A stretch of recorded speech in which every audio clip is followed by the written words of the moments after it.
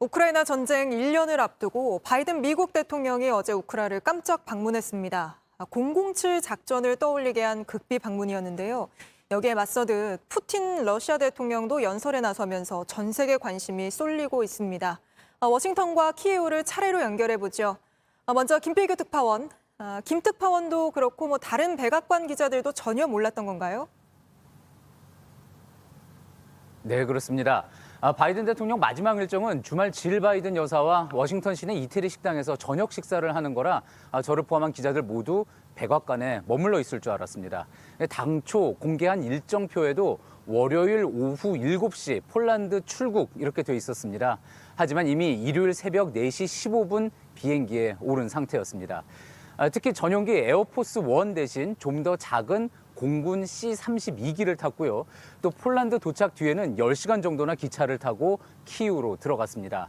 미국 조기 경보기 등 공군 전력은 국경 밖 폴란드 영공에서 대기를 했습니다. 키이우행은 사흘 전에 전격 결정돼서요. 극소수만 준비를 했고 출입 기자도 보안 서약을 한 단 2명만 동행을 했습니다. 네, 그래서 007 작전 같았다는 말도 나오는 것 같습니다. 근데 그렇게 해야 할 정도로 이 미국 대통령이 전쟁 중인 나라에 들어가는 게 굉장히 이례적인 거겠죠? 예, 오바마나 트럼프 등 전직 대통령도 전쟁 중이던 아프가니스탄을 방문한 적이 있습니다. 하지만 모두 미군 기지 아니었고요.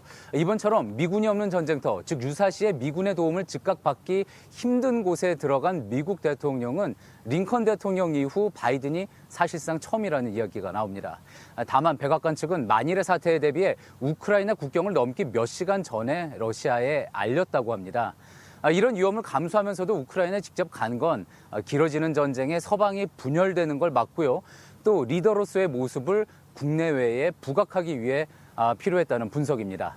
바이든 대통령이 한 이야기 직접 들어보시죠.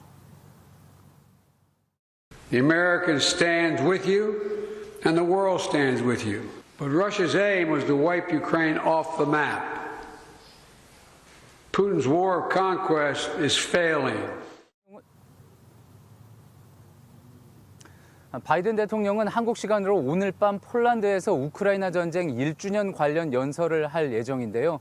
이미 깜짝 방문으로 이번 순방 효과를 상당히 거둔 셈이지만 더 강한 발언을 내놓을 수 있다는 전망도 있어서요. 계속 지켜봐야겠습니다.